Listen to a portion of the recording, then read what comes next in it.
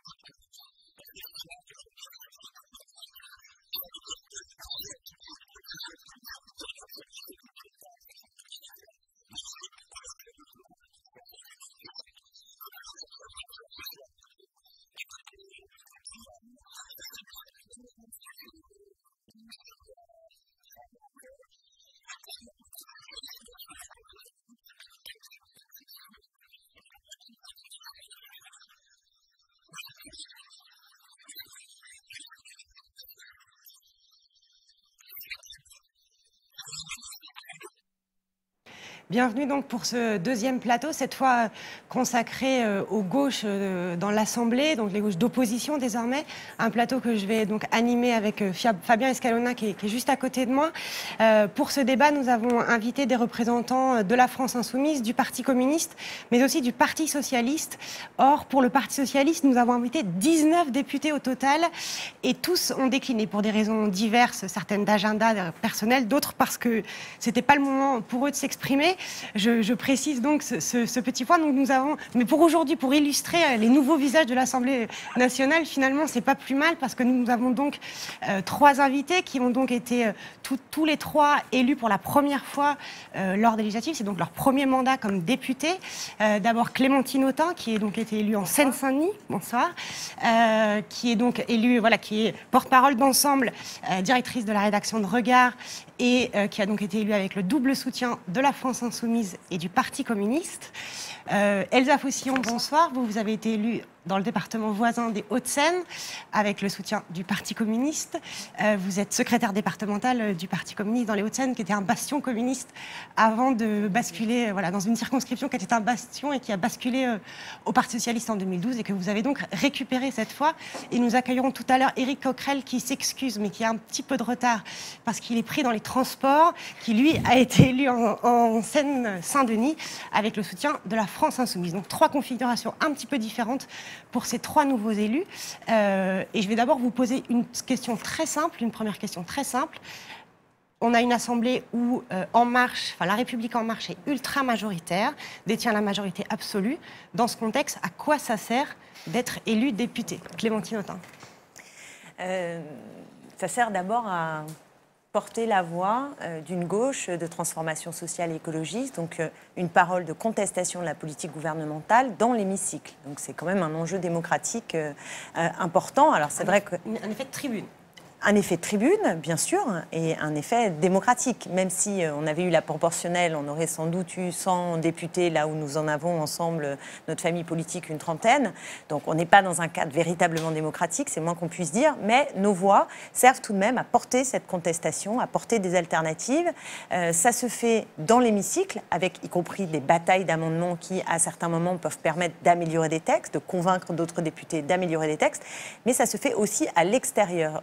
Être député, c'est une légitimité importante qui permet que cette voix-là porte dans l'ensemble de la société et participe de la confrontation politique publique. Puis je dirais qu'un député... Dans les médias, par exemple ou dans... Oui, dans les médias, dans les débats publics, dans les réunions avec les citoyennes et les citoyens. La légitimité d'un député, d'une députée, c'est aussi une caisse de résonance pour les mobilisations sociales et pour le travail d'éducation populaire, si on peut dire, qui nous revient politiquement.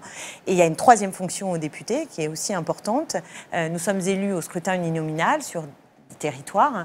Et pour ma part, mais je pense que ce sera pareil pour Elsa, j'ai à cœur aussi d'être utile pour les habitants de Sevran, Villepinte et Tremblay. Par exemple, je porte l'ambition d'attraper une université, de faire un pôle universitaire dans ce nord-est de la Seine-Saint-Denis qui est totalement dépourvu alors que c'est un territoire très jeune. Bon, je veux mener cette bataille et le fait d'être au Parlement peut permettre d'avancer comme sur notre parc de la Poudrerie, comme sur toute une série de sujets, le RERB et d'autres questions locales. Donc ça sert à pas mal de choses en réalité.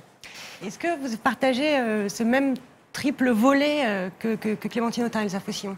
Oui, un enjeu de résistance d'ailleurs. C'est comme ça que se sont exprimés aussi les électeurs, les électrices dans ma circonscription et heureusement à d'autres endroits aussi, pour dire qu'ils ne souhaitaient pas laisser les pleins pouvoirs à Macron. Et ça a été un enjeu, y compris pour des gens qui partagent bien sûr l'idée qu'il faut une gauche de transformation sociale, mais aussi plus largement, je crois, pour des gens qui estiment que dans la démocratie, ça compte qu'il y ait du pluralisme, de la diversité, et qui voulaient qu'il y ait de la résistance au sein du Parlement.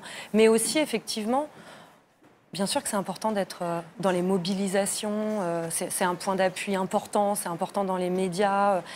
Et moi, je rejoins, c'est important pour les habitants avec lesquels on est dans la circonscription, mais c'est aussi l'expérimentation de pratiques politiques. C'est aussi renouer un lien de confiance. Et ça se fait bien sûr dans la circonscription avec les habitants, mais j'espère aussi que ça sert d'expérimentation à l'échelle nationale sur ce qu'est un lien entre un député, un élu et des habitants, notamment de quartiers très populaires, parce qu'on est tous les 3 issus de villes populaires. Mais concrètement, cette expérimentation politique de comment faire un député en lien avec les habitants, notamment dans les quartiers populaires, comme vous l'avez dit, concrètement, comment vous le faites?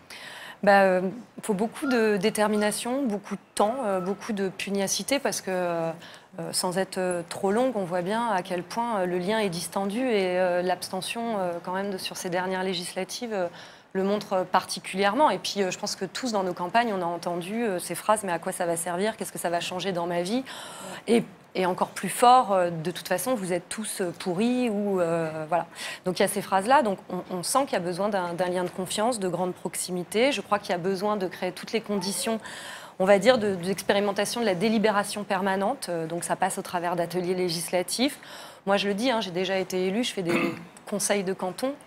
il n'y a pas grand monde. Pourtant, je pense qu'il faut les faire, mais il n'y a jamais grand monde. Donc, on sent que c'est un travail qui va nécessiter effectivement un travail en tant que député, mais un travail aussi au sein d'une force politique qui permet de remobiliser les classes populaires, à la fois par un travail fort de terrain, un projet attractif. Voilà, c'est toute une série de choses. Je crois qu'il n'y a pas de recette précise, mais en tout cas, je crois qu'il faut que ce soit un objectif prioritaire. On vient d'accueillir Éric Coquerel qui nous a rejoint. Bonsoir. Alors, finalement, la question commune, c'était à quoi on sert quand on est dans l'opposition et qu'il y a une majorité écrasante pour le pouvoir en place. Et du coup, je prolonge la question de Lénaïque, peut-être pour avoir aussi la réaction de Clémentine Autain par rapport à ce qui vient d'être dit. La semaine dernière, on a eu un plateau de chercheurs sur l'abstention qui expliquait bien qu'en particulier dans les territoires populaires, l'abstention grandissait à chaque fois parce qu'il n'y avait pas d'effet d'entraînement. Enfin, les groupes de pairs, les structures associatives, syndicales, politiques, s'effilent en champ d'année en année et ça continue. En fait, c'est des structures indispensables pour mobiliser les gens au moment des élections. Et pour prolonger donc la question d'Énaïque, en tant que député, quel rôle vous pouvez essayer de jouer pour relancer ces structures ou pour les lancer tout court? Donc peut-être on commence par vous, Éric Coquerel, et puis ensuite les réactions de nos deux autres invités.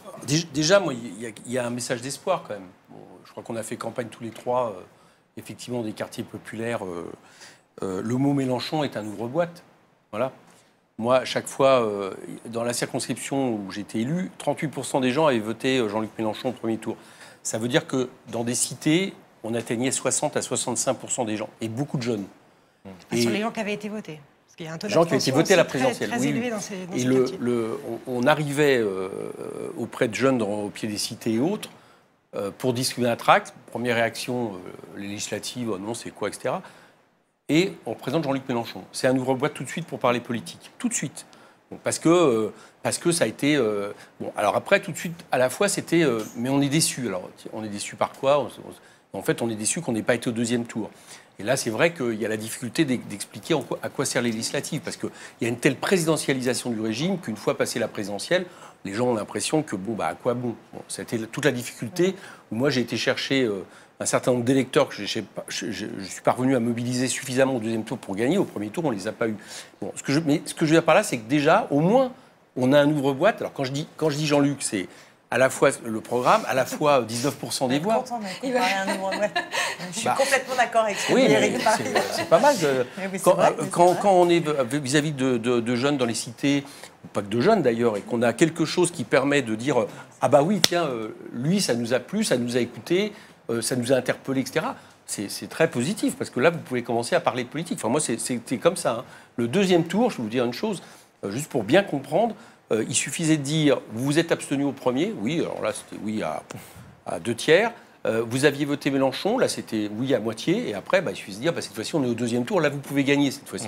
Donc ça, il faut bien avoir conscience qu'il s'est passé quelque chose dans la présidentielle, parce qu'il y a eu une campagne d'éducation populaire, parce qu'on a parlé aussi à l'intelligence, et que dans les quartiers populaires, cette intelligence, elle est très présente. Il ne faut pas croire que... Bon, avec en plus, deuxième point positif que je trouve, je ne sais pas si vous serez d'accord avec moi, mais le clientélisme et tout ça, ils n'y croient plus, quoi.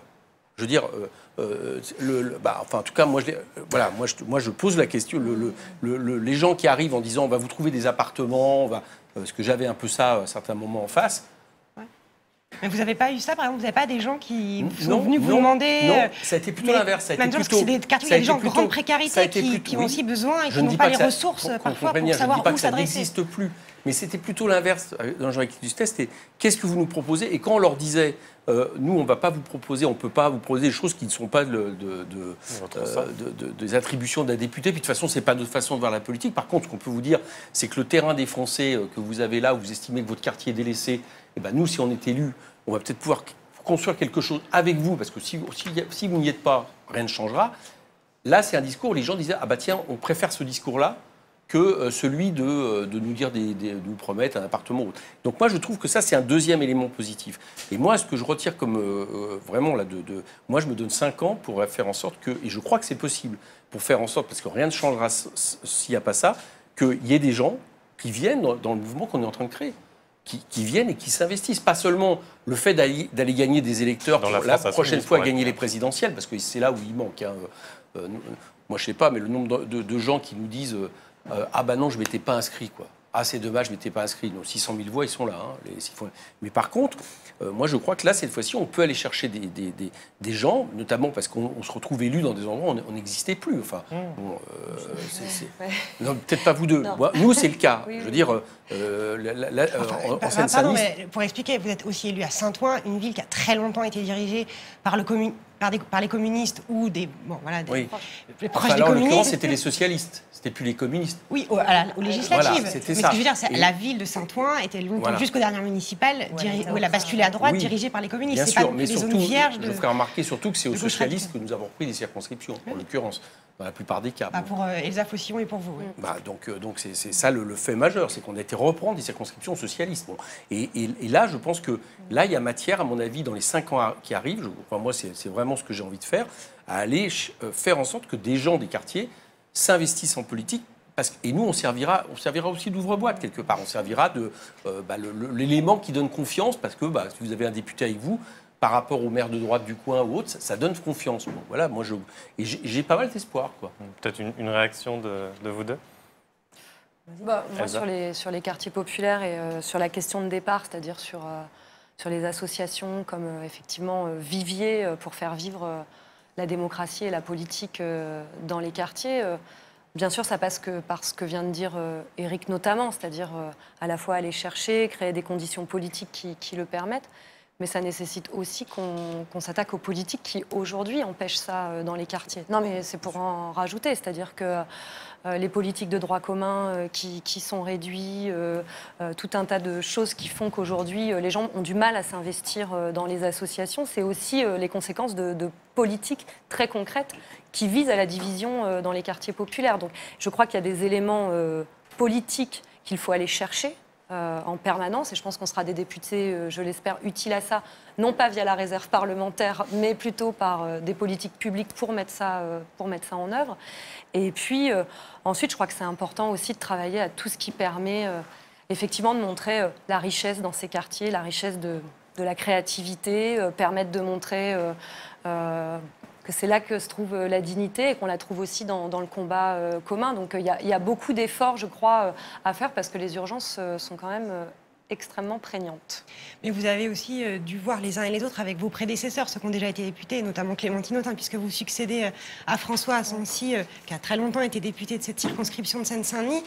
Parfois, le dépit ou le découragement de députés minoritaires dans les assemblées précédentes, on l'a vu dans le quinquennat précédent avec les députés communistes, écologistes et les frondeurs socialistes, évidemment, actant leur impuissance à modifier les textes, à bouger sur des points, à gagner parfois des batailles parlementaires, puis reperdre, parce que finalement le règlement de l'Assemblée est quand même très souvent favorable au gouvernement. Voilà, comment vous comptez aussi mener ce travail législatif? Est-ce que vous faites des illusions, est-ce que vous avez des illusions sur ce travail législatif pur?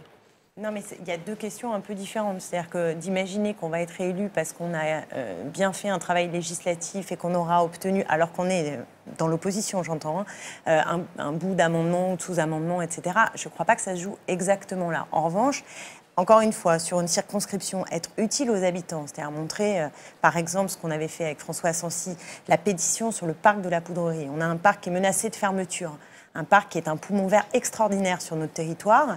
Le député initie une pétition qui recueille d'un coup 20 000 pétitionnaires. On va voir l'État, la région qui voulait se désengager. Et grâce à cette bataille citoyenne avec les habitants, ce qu'on obtient, c'est qu'il y a une prolongation de la viabilité du parc. Donc ça, c'est une victoire très concrète. Et moi, ce que j'ai remarqué dans la campagne, comme Éric, effectivement, le côté ouvre-boîte de Jean-Luc et Mélenchon, c'est très puissant, dans les quartiers les plus populaires en particulier. Et le deuxième ouvre-boîte qui n'est pas rien, c'est le fait que François Asensi, qui était le député sortant, avait réussi à gagner des batailles. C'est-à-dire qu'il était identifié comme quelqu'un qui se battait sur tel ou tel sujet. Et parfois, il n'a pas tout gagné, mais il se bat et il a fait avancer le territoire. Il a permis de faire avancer le territoire. Et ça, c'est quelque chose que j'ai vraiment beaucoup, beaucoup entendu. Et ensuite, évidemment, on est des voix qui représentent aussi ces territoires populaires. Et je pense que ce que disait Elsa sur la dignité, sur la valorisation, sur les mots de la colère aussi, notre capacité à incarner cette colère, c'est très attendu. Et ce qui est attendu, c'est de la sincérité aussi. Et pour rompre avec le clientélisme, je ne vois pas autre chose que, pour avoir croisé, moi, beaucoup de jeunes, en particulier, ils me disent, alors tu me donnes un emploi, mais qu'est-ce que tu vas me donner, qu'est-ce que tu vas me donner? Il faut couper court. C'est pas ça qui joue. Il faut expliquer quel est l'enjeu et où est-ce que ça se passe et à quoi sert un député. Et ce qui est terrible, c'est que... moi, j'ai observé le problème de, comment dirais-je, de repérage politique qui est explosé. La gauche, la droite, les repères sont... Mais pour un jeune, mais rendez-vous compte, qui n'a connu que des gouvernements dits de gauche qui ont mené une politique de droite. Le mot gauche n'est en tout cas pas, pour le coup, la bonne clé d'entrée. Donc il faut tout réexpliquer ou expliquer ou inventer ou dire autrement. C'est pas... Voilà. Et de partir de valeurs. En revanche, égalité, justice sociale, en Seine-Saint-Denis, ça veut dire vraiment quelque chose. Et je pense qu'on est une force maintenant impressionnante, puisqu'on a 7 députés qui ont été élus en Seine-Saint-Denis. C'est quand même assez impressionnant. Et je pense que c'est le cumul de ce double travail. C'est-à-dire quand même d'une force hétérogène, présente sur le territoire, qui continue à travailler. Et cette déclic qu'il y a eu autour de la candidature de Jean-Luc Mélenchon, qui a quand même suscité un début de reconquête populaire. On est dans ce moment. C'est la reconquête populaire du côté de l'émancipation humaine, de la transformation sociale. Et c'est vrai qu'il y a une espérance, avec une grande déception, que Jean-Luc Mélenchon n'ait pas gagné la présidentielle dans des quartiers. Moi, je vois au Baudot où, effectivement, les bureaux de vote, ils faisaient plus de 50, 60, 70%. Qu'il n'ait pas gagné, ça a été une grande déception. Ils ne comprenaient pas, parce que dans leur entourage, tout le monde votait Mélenchon. Donc pourquoi ça n'a pas marché? Ils ont vraiment cru que ça allait passer. Et c'est vrai qu'on a aussi gagné en disant, mais regardez, là, c'est possible, on va gagner, vous avez votre revanche, c'est le 3e tour, et là, on va gagner, et on va porter cette voix, et on va continuer ensemble. Et peut-être continuer sur les causes du fait que vous êtes, entre guillemets, si peu nombreux. En réalité, 27 entre communistes, insoumis, c'est pas si mal. Mais c'est vrai que, comparé au score réalisé par Jean-Luc Mélenchon à la présidentielle, comparé à l'objectif qu'il avait donné, qui était de dire on va être l'opposition à Emmanuel Macron. Alors, on comprend bien qu'il s'agit de mobiliser et pas de dire aux gens on a tout perdu, justement. Mais tout de même, 27 élus, est-ce que vous imaginiez que c'était possible de faire mieux, et pourquoi vous n'avez pas fait mieux? Est-ce que c'est juste une affaire de mode de scrutin, de découragement? Comment vous l'expliquez? Ou est-ce qu'il y a eu des campagnes aussi, des effets de campagne un peu problématiques? On va se diviser le boulot, parce qu'il y a quand même pas mal de raisons. Eric en a déjà évoqué un, mais qui est système présidentialiste qui fait qu'effectivement, derrière la législative, mais ça n'explique pas tout, fait que le président emporte quand même tout. On l'avait déjà vu la dernière fois avec Hollande, mais je crois qu'il faut le dire aussi parce qu'il faut se regarder nous-mêmes à gauche. C'est-à-dire que on est sur un moment à la fois où, effectivement, moi je rejoins ce que vous disiez, c'est-à-dire il y a Jean-Luc qui crée la boîte à espoir, je préfère ça peut-être que l'ouvre-boîte, mais la boîte à espoir qui permet vraiment, dans des quartiers très populaires et pas seulement, de susciter une envie de politique et une envie d'espoir. Et en même temps, la gauche, en tout cas aux législatives, très globalement, fait un de ses plus mauvais résultats sur les dernières décennies. Donc on est dans ce moment où à la fois, je ne sais plus qui a utilisé cette formule récemment, mais où à la fois il y a des gens qui ont dit la gauche qu'ils ne voulaient plus. Et donc ils ont dit cette gauche-là, celle qui se dirige, celle qui s'éloigne un peu trop des valeurs de gauche, celle de justice sociale, d'égalité, etc. On n'en veut plus. On fait le choix d'une gauche qui porte la justice sociale en son cœur, l'égalité, mais aussi l'écologie, la démocratie et le renouveau politique. Mais en même temps, il y a encore beaucoup à construire pour que ça fasse majorité et que ça fasse majorité. Moi, je pense qu'on est passé à peu de choses d'une victoire à la présidentielle et aux législatives. Voilà. Et aux législatives? Oui, bien sûr. Je pense que Jean-Luc Mélenchon aurait eu 600 000 voix de plus, il était au 2e tour. Ah, et ensuite il pouvait remporter les présidentielles, et ensuite on aurait bénéficié de la même dynamique. Parce qu'on a une dynamique de présidentialisation que nous regrettons tous. Dire, le premier phénomène, c'est quand même 57% d'abstention. C'est d'abord ça le problème. C'est-à-dire que les gens ne vont plus aux législatives. Il y a une espèce il y a un mélange la manière dont la Ve République est en train de détruire la vie parlementaire de ce pays, enfin, la vitalité démocratique de ce pays. Et ça, on l'a vécu vraiment frontalement. C'est aussi, faut le dire aussi, quoi, c'est aussi un travail médiatique qui a été fait, au moins des médias dominants et de quelques éditorialistes en faveur d'Emmanuel Macron. On peut pas. Moi, je sais bien que j'ai dit ça à une émission de France Inter il y a peu de temps, on m'a traité de paranoïaque. Mais enfin bon, écoutez, pendant 3 semaines, il a marché sur l'eau, quoi, Macron. Il faut quand même le constater. Il a des mots pour expliquer que Trump les Américains avaient envahi le Vietnam. Enfin, c'est juste un exemple pour montrer qu'on a vraiment vécu pendant 3 semaines une espèce de pression médiatique qui nous disait, qu'il allait gagner, 2, qu'il y avait une vague, 3, qu'aucun débat réel, on n'a pas eu aucun débat, par exemple, contre les numéros. Donc, cette élection, elle a été, je trouve que le pouvoir de Macron, ça a été justement de faire en sorte que ses opposants s'abstiennent. Et ça, il a réussi. Il a réussi, mais le bilan maintenant, c'est qu'il est élu par 15% des inscrits. Et que ce qu'il va proposer demain ne correspond pas à la majorité politique du pays. Ça, j'en suis persuadé. Ce qui fait que quand vous dites... vous représentez 27 élus. Bon, malheureusement, on va être a priori dans 2 groupes. Enfin bon, mais quand vous représentez 27 élus, c'est peu de choses. Oui, mais sauf que moi, je suis persuadé que l'opposition la plus importante dans ce pays, c'est l'opposition populaire qui va être, parce qu'il n'y a pas de majorité pour la loi travail, et ça reste prégnant. Maintenant, pourquoi on n'a pas réussi à accrocher ? Parce que c'est quand même difficile avec nos petits bras d'aller contre une espèce de rouleau compresseur qui est en train d'asphyxier la vie démocratique de ce pays. Ça, moi, je comprends à accrocher. Non, mais je vais le prendre dans l'autre sens, mais je sais qu'en fait, on est d'accord. Vu le contexte, c'est-à-dire la vague, le tsunami Macron, vu le fait que, comment dire, on est parti dans pas mal d'endroits de façon divisée. Oui, ce qui, je pense, n'a pas... Il y a quand même aussi... Vous n'avez pas senti des électeurs sur le terrain, en dehors de la déception que Mélenchon ne soit pas au second tour, quand même un peu ahuris ou dépités ou fatigués du fait qu'il y avait plusieurs candidats dans les circonscriptions. Vous étiez opposé à un candidat communiste, Frédéric Durand, à Saint-Ouen. À aucun moment, vous avez vu vos électeurs... La seule chose que ça a joué, c'est que... Juste laissez-moi finir ma question, mais juste, est-ce que vous ne dites pas que c'est aussi une des raisons, dans certaines circonscriptions, où ça n'est pas passé? Je pense que dans certaines circonscriptions, très concrètement, ça a empêché de franchir la barre du second tour. Donc on en aurait eu sans doute quelques autres. Mais moi, l'analyse que je fais, c'est plutôt quelque chose de très positif. C'est-à-dire qu'il se passe, on a à nos 2 groupes un renouvellement très important. On a doublé la présence de députés de notre famille politique. Le Parti socialiste se trouve littéralement exsangue. Et moi, je trouve qu'on sort de cette séquence politique avec, au contraire, des éléments on est renforcé. Moi, je le ressens vraiment comme ça. On a même une responsabilité politique dans le pays, à gauche, pour être l'opposition et pour donner des outils pour avoir une force populaire capable d'aller encore de l'avant et de viser la majorité. Moi, c'est ce que j'ai beaucoup aimé dans la campagne de Jean-Luc Mélenchon. Il y a plusieurs éléments qui ont participé du fait qu'il a réussi à capter 19,5%. Alors, on peut retenir qu'il manquait 600 000 voix, mais enfin, n'empêche qu'il a fait quand même 19,5%, ce qui est quand même pas rien. Dans notre famille politique, c'est même assez exceptionnel. Quelle a été la clé de son succès? C'est pas simplement qu'il est un leader charismatique dont on apprécie le verbe. D'ailleurs, il y en a même qui n'apprécient pas le verbe. Donc, je crois pas que ça se joue. Qui ont quand même voté pour lui. Oui. Voilà. Donc, je sais pas si, même si moi je le trouve extrêmement brillant et talentueux, c'est pas le sujet. C'est que sur le fond politique, il a eu au moins 2 grands marqueurs que moi je tiens à saluer. Le premier, c'est qu'il a planté un drapeau distancé totalement de la politique du gouvernement.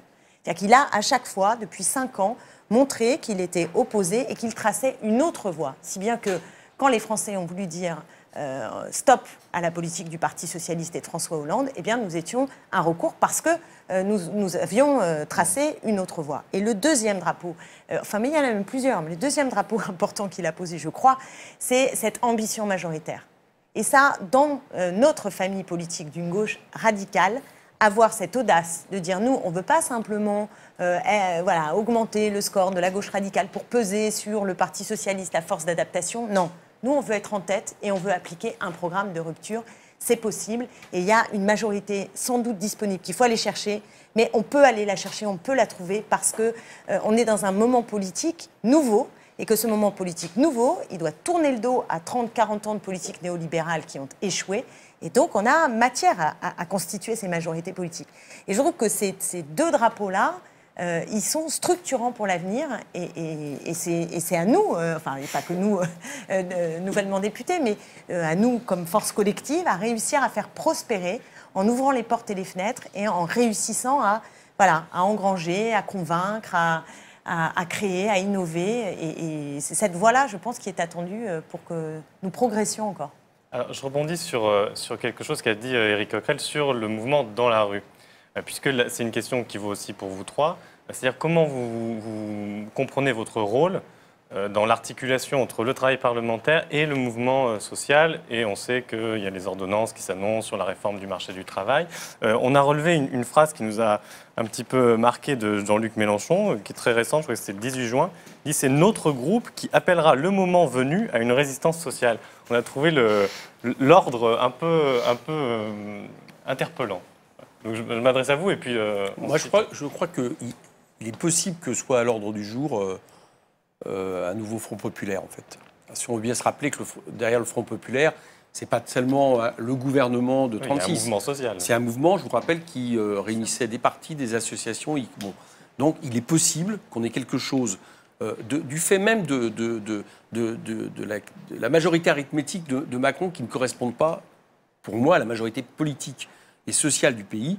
Il est possible qu'on soit à la veille de quelque chose qu'il faille inventer et qui justement permette de dépasser les lignes, quoi. C'est-à-dire, de toute façon, moi je suis conseiller régional. Il y a bien longtemps que ma fonction de conseiller régional avec une écharpe, c'est pas juste d'aller dans l'hémicycle, heureusement d'ailleurs, parce qu'on s'y ennuie, de l'Assemblée régionale.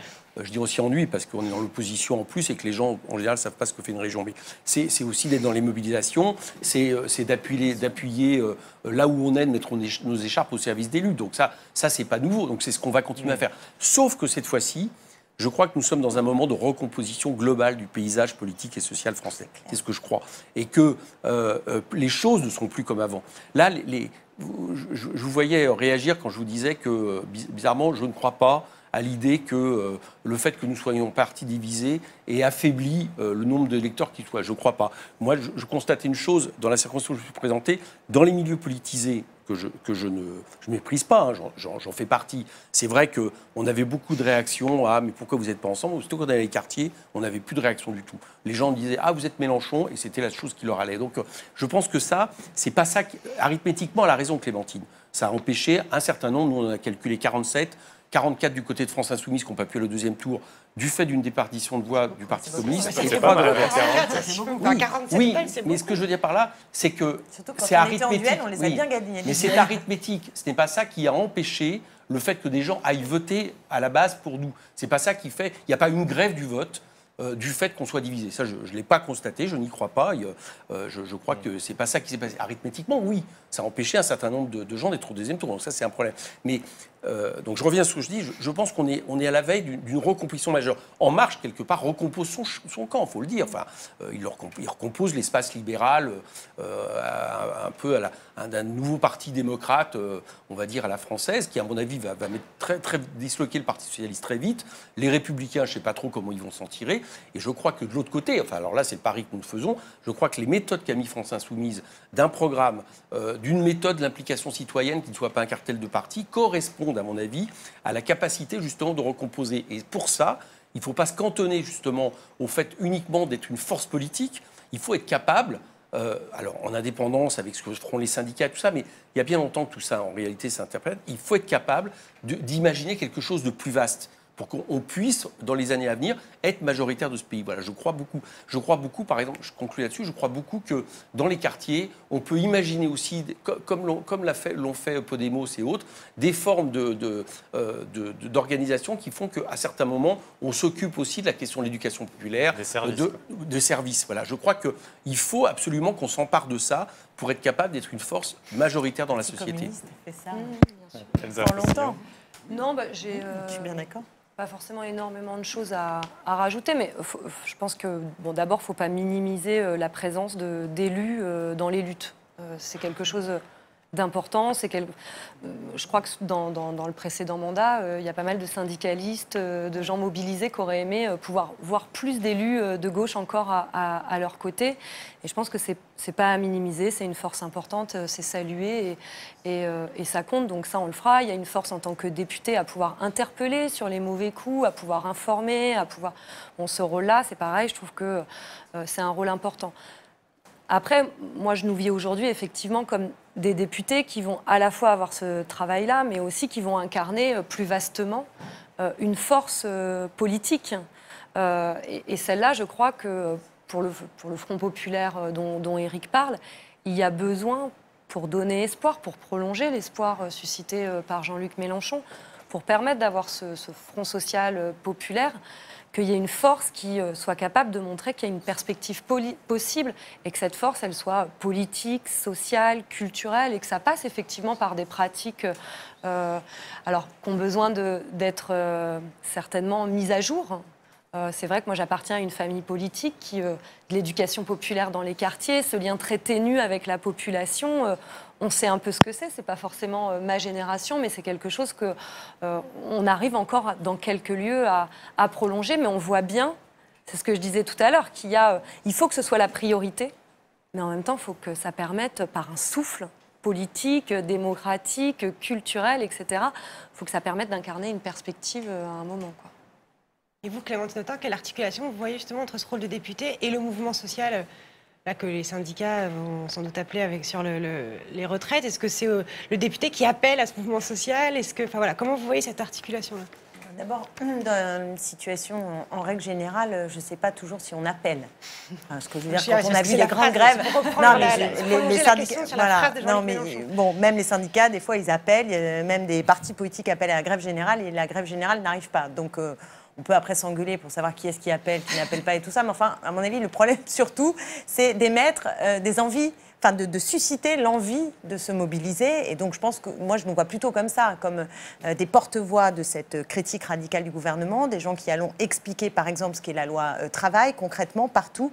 Et on est là pour convaincre de l'utilité d'être ensemble dans la rue, enfin pas que dans la rue d'ailleurs, dans nos têtes, sur les réseaux sociaux, puisqu'on sait que maintenant c'est aussi un outil de contestation très important. Voilà, c'est ça qu'il faut qu'on arrive à... Et moi, je nous vois plutôt comme des personnalités qui allons, une force collective qui va mettre sa pierre pour créer du mouvement. Et après, ça partira, on ne sait pas bien d'où, on ne sait pas exactement comment, mais il faudra que ce soit large et fédérateur. C'est pour ça que je regrette, je reviens juste un petit peu en arrière, mais c'est qu'à la fois, je ne conteste pas l'intuition juste qu'a eu Jean-Luc Mélenchon et la France Insoumise de constater que les partis politiques, on a du mal avec un parti politique à convaincre. Le parti n'est pas aujourd'hui... bon, donc, quelque chose de différent, qui apparaît différent, qui est plus souple, c'est ce qui a aussi séduit dans la France Insoumise. Mais pour autant, je ne vois pas comment on va faire une force majoritaire en disant à des forces constituées qui, au fond, partagent les valeurs, vont voter, comme les députés communistes, sans doute, à peu près la même chose que ceux de la France Insoumise. Pourquoi on se diviserait? Pourquoi on ne ferait pas groupe ensemble? Ça, c'est un vrai sujet. C'est-à-dire qu'à partir du moment où la France Insoumise a réussi à incarner une sorte de pilier et quelque chose de fort, de tracer ce chemin, je pense que la France Insoumise a une responsabilité d'entraînement de forces existantes, de partis existants, et pas sous une forme de cartel. Je pense que le cartel, mais je le pensais déjà avec le Front de gauche, puisque j'étais pour l'adhésion directe, donc je dis toujours la même chose.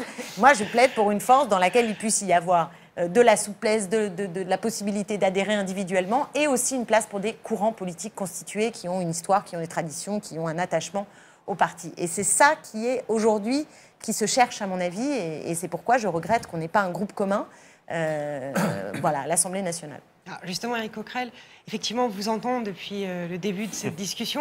De fait, les différences entre vous n'apparaissent pas de façon très majeure, on va dire. Avec Elsa, non. Comment alors voilà, alors, avec Elsa Foussillon, non, mais avec d'autres, oui, ça veut dire.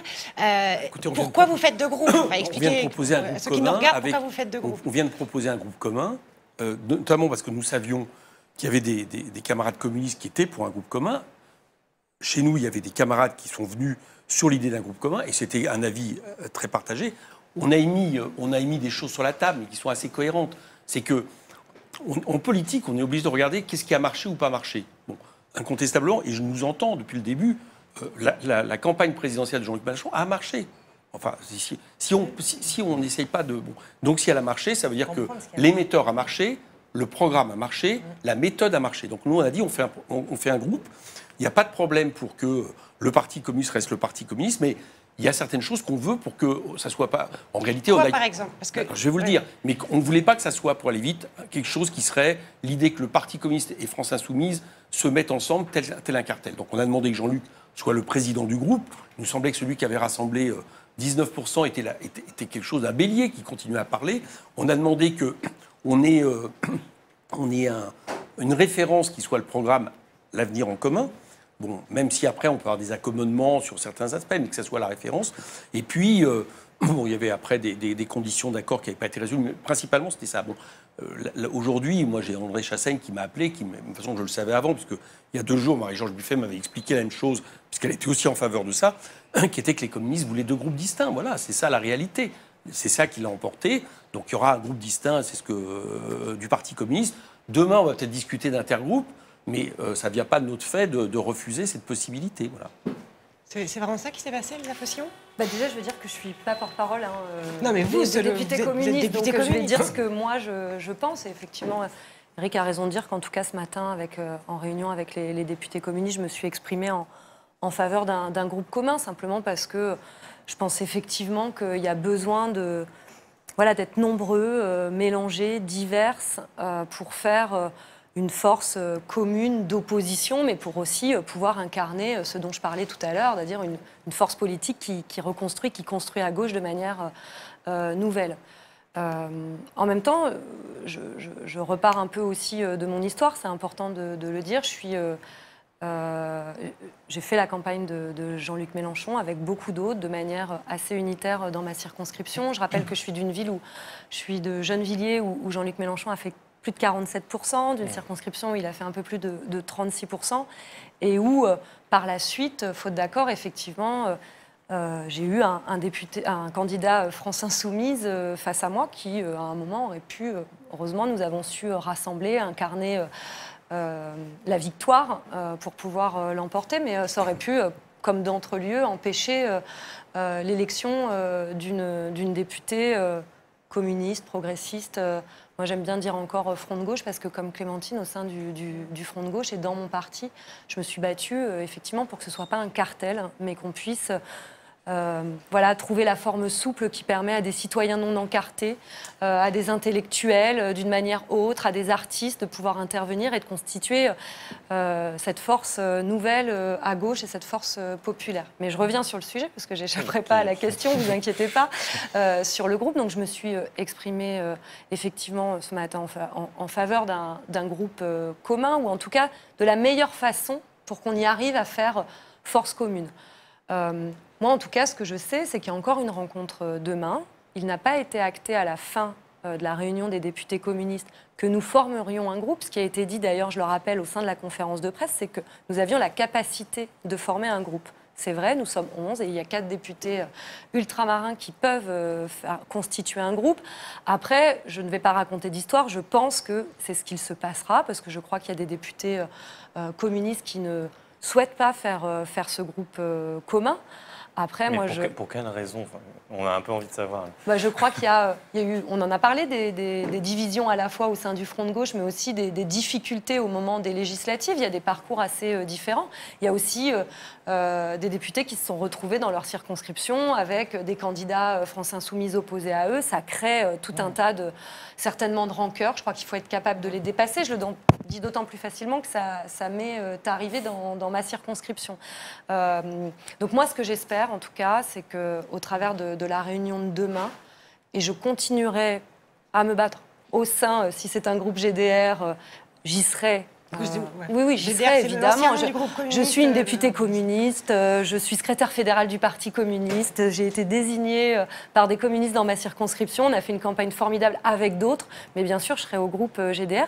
Mais au sein de ce groupe GDR, je continuerai en tout cas à me battre et à mettre une énergie importante, à trouver tout ce qui permettra peut-être par un intergroupe, mais en tout cas à chercher à ce qu'il y ait un espace pérenne qui nous permette de la réflexion et de l'initiative commune. Je pense que c'est crucial pour la suite. Voilà, après, moi, je respecte les décisions au sein de mon groupe, je respecte la diversité, je crois que c'est important et que c'est comme ça qu'on arrivera à avancer ensemble. Et je suis sûre qu'il y a des choses... Après, moi, je suis plutôt de nature optimiste sur ce genre de choses, non pas naïve, mais optimiste.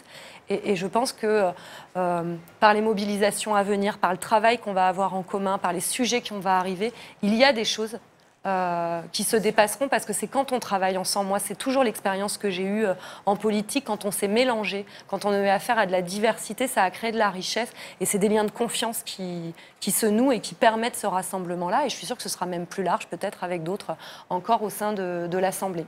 Éric Coquerel, vous voulez réagir et je rajoute une question un peu provocante, mais est-ce que ça ne vous arrange pas, est-ce que vous aviez vraiment envie de ce groupe commun? C'est-à-dire qu'on a vu que la France Insoumise et Jean-Luc Mélenchon ont tout le temps essayé de tracer une frontière nette entre la nouvelle force que vous essayez de faire advenir versus les vieilles forces de gauche, et au demeurant, c'est une logique tout à fait audible. Et dans cette perspective, au fond, c'est pas très grave si les communistes gardent leur groupe. Vous voyez ce que je veux dire? Non, je vais être sincère. Il y a certains communistes, je sais qu'ils voulaient garder leur groupe et que ça aurait été très compliqué. Mais moi, vous savez, je fais de la politique pour convaincre. Et je comptais faire en sorte que par capillarité, à partir de gens comme Elsa, Marie-Georges, Stéphane Peu, etc., ou Jumel, contre qui on n'a pas mis de Sébastien Jumel, le voilà, on arrive progressivement à faire comprendre certaines choses. Donc, c'est pas un problème d'envie. Bien sûr que nous aussi, on a nos ressentiments. Moi, j'ai eu un adversaire communiste. Ça a été dur quand même le premier tour législatif, il faut le dire. Moi, j'étais la cible principale. Je veux dire, les autres cibles étaient oubliées. Bon, après, on s'est retrouvés pour le deuxième tour, tout va bien. Mais on a chacun des choses compliquées. Bon, même si on a su, en l'occurrence, quand même appuyer plusieurs communistes. Mais c'est pas un problème d'envie. Je pense que c'est ce qu'il aurait fallu faire. Bon. Maintenant, pour répondre à votre question, très franchement, ça ne va rien enlever à la dynamique, à la cohérence du groupe que nous formons, et qui va être, à mon avis, qui va rester le groupe France Insoumise, avec Clémentine, avec François Ruffin, avec des communistes qui sont dedans. Hein. On a une communiste qui fait partie, on a 3 candidats d'ensemble. Ça va rester, à mon avis, le groupe, je le crois, qui va être la dynamique oppositionnelle dans l'Assemblée. Voilà, c'est parce que l'histoire va dans ce sens. Mais attendez, j'aurais juste ajouté quelque chose, parce que moi je suis long, mais pour aller jusqu'au bout du bout, moi je considère, en réalité, ça fait depuis 2007, c'était la raison pour laquelle en 2007 je faisais déjà partie des QAL et que j'avais refusé malgré tout et j'avais refusé à l'époque, je dirigeais un petit parti qui s'appelait Le Mars, j'avais refusé d'appuyer Marie-Georges qui pourtant était la meilleure candidate communiste possible. Je considère que notre devenir est un devenir commun et qu'il faudra à un moment donné savoir faire disparaître, je le dis, non pas l'idée communiste, surtout pas, mais les structures même qui sont héritées du XXe siècle. Je le crois depuis longtemps, et je crois que on retarde l'échéance à chaque fois. Le Front de gauche aurait dû l'être avec les adhésions directes. Je remarque quand même que ça n'a pas été refusé par tout le monde, l'adhésion directe. Bon, le France Insoumise, quelque part, c'est ce qu'on essaie de faire. Hein. C'est une structure basée sur l'adhésion directe. Bon. Et je crois qu'il faudra qu'on y passe un jour.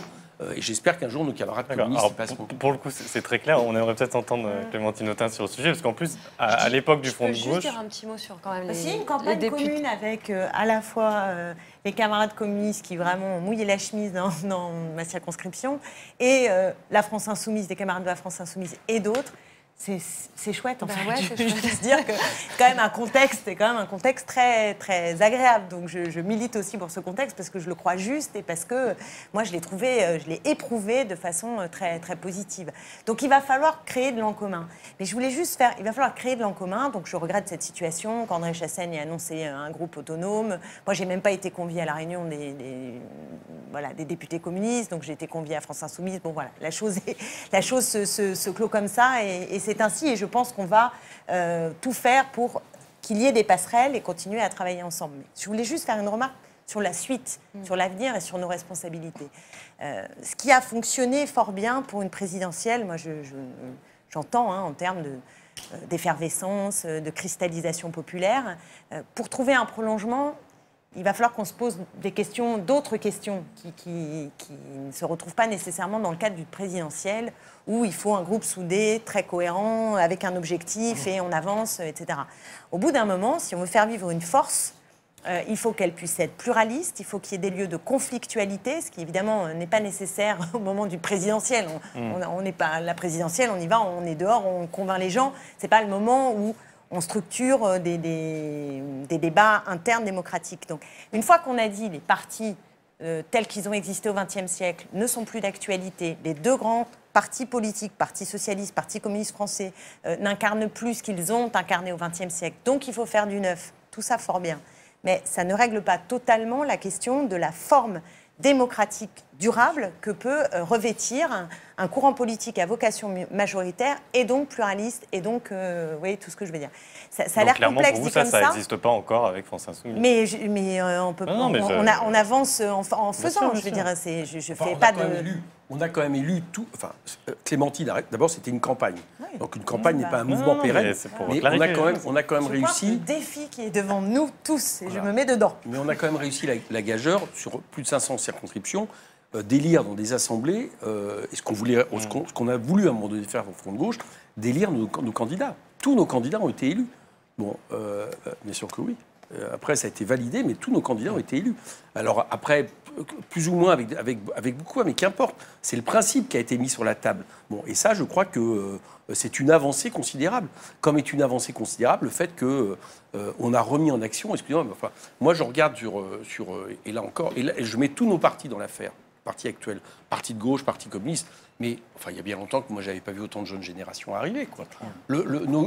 Les groupes qui se sont créés autour dans la circonscription, les deux tiers des gens ont moins de 35 ans, avec des gens qui n'ont jamais été en politique. Alors si on ne comprend pas à un moment donné, alors que nous, on a toujours du mal quand même à associer énormément de jeunes globalement, si on ne comprend pas qu'il y a quelque chose qui est en train de se passer et que, alors là, pour le coup, ils n'ont plus envie d'entendre parler non pas, c'est pas la question de la forme, mais c'est la question de ce qu'incarnaient les partis jusqu'à maintenant. Moi, on ratera une occasion historique, hein, et nous, on n'est pas prêt à la rater, voilà, pour être clair.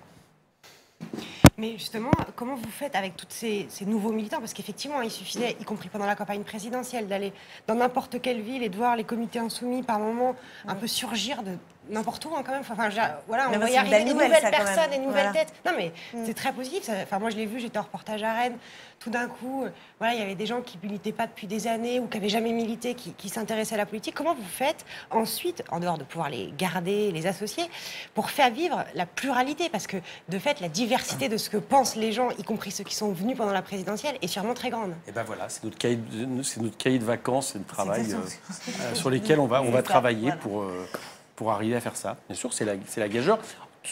Et en même temps, en faisant en sorte de respecter aussi, j'allais dire, les nouvelles formes d'action et d'organisation. Il faut, par exemple, essayer de créer un mouvement, pour aller vite, dans lesquels il puisse y avoir différents niveaux d'implication. Des gens qui ont envie de s'impliquer uniquement sur une action et qui ont quand même leur mot à dire.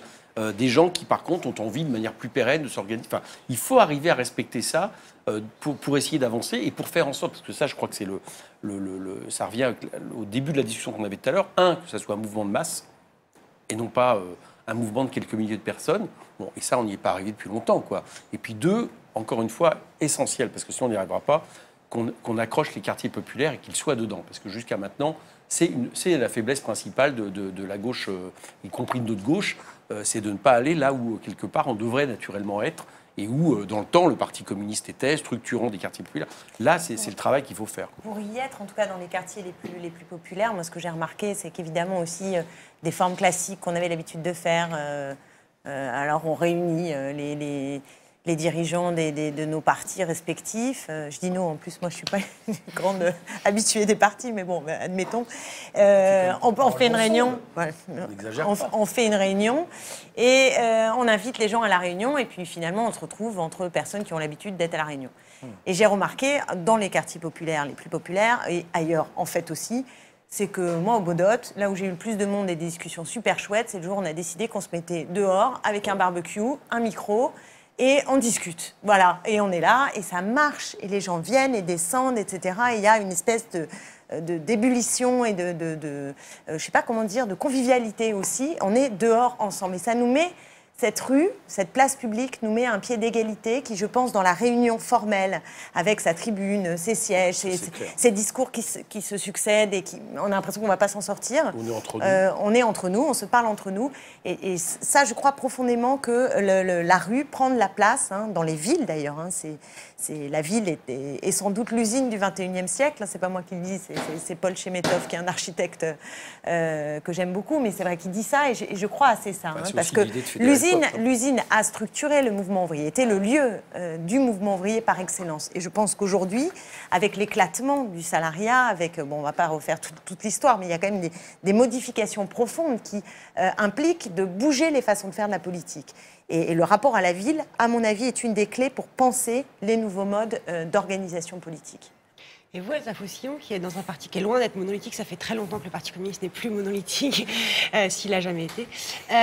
Et comment vous faites, vous, à l'inverse, pour trouver de la souplesse dans des modes d'organisation qui sont très anciens, très rodés, et parfois, du coup, plus difficiles à modifier que quand c'est une nouvelle force qui se crée? Déjà, ça, je souhaiterais vraiment le vérifier, parce qu'aujourd'hui, moi, je suis membre d'un parti, j'en suis même dirigeante, et je dois dire qu'en ayant aussi appris d'autres et au contact d'autres, notamment dans le Front de gauche, mais aussi au travers d'associations, de rencontres dans des mobilisations, j'ai quand même le sentiment qu'aujourd'hui, on ne fait plus tout à fait de la politique, y compris au Parti communiste, comme on en faisait il y a 10, 20 ou 30 ans, avec des choses qui, bien sûr, bougent. Mais moi, j'apprécie aussi aujourd'hui de pouvoir avoir une parole assez libre, en étant membre d'un parti. Enfin, je suis là aujourd'hui, je ne dis pas exactement ce qu'a dit le député ce matin à la conférence de presse ou ce midi, et en même temps, on arrive à construire ensemble et à respecter cette diversité-là. J'ai bien sûr plein de débats au sein de mon parti, et ça fait à peu près 2, 3, 4 congrès qu'on dit qu'il faut le transformer. Je milite pour le transformer beaucoup, y apporter beaucoup de renouveau. Je le disais, j'ai milité au sein du Front de gauche, je l'ai animé dans le 92 pour essayer aussi qu'il y ait une vraie place citoyenne. Mais aujourd'hui, moi, je dois dire aussi que j'ai vu parfois aussi un cadre très contraint au sein de France Insoumise. J'ai fréquenté parfois les assemblées.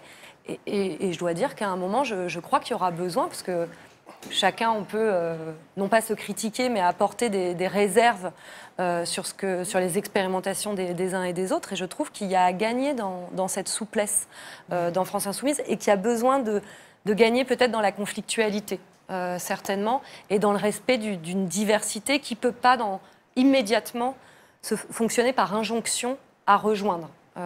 Je viens d'un parti où on a souvent dit qu'il fallait se rassembler autour de nous. Je crois qu'on essaie régulièrement, en tout cas, de mettre ça à jour. En tout cas, j'essaie de le pratiquer. Et je trouve qu'on a à apprendre ensemble pour pouvoir faire force commune. On a investi le Parti communiste à Bagneux sans lui demander de nous rejoindre. Oui, il y a heureusement des lieux où nous avons réussi. Ça n'a d'ailleurs pas toujours permis l'élection, ce que je regrette beaucoup. Mais Stéphane Peu, ça l'a permis. Mais on peut se renvoyer plein de choses après ces législatives au visage. Je ne crois pas que ça réglera la question de ce qu'on a à construire pour la suite. C'est juste la question que tu poses. C'est-à-dire que c'est pas une demande. France Insoumise n'est pas un parti. Ça, il faut bien se le dire. C'est pas un parti. Nous ne voulons pas en faire un parti.